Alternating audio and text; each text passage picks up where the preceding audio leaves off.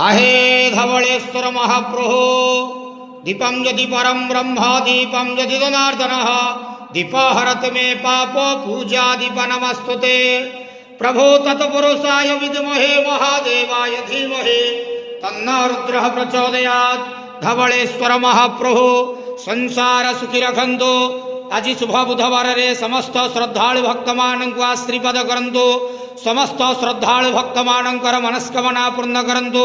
समस्त गुआवसा भक्त मानंकर मनस्कामना पूर्ण करंतु।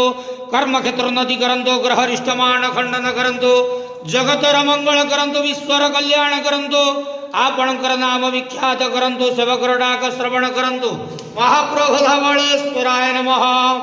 संसार स्थिर रखंतु आनंद के वार हरि बोलो।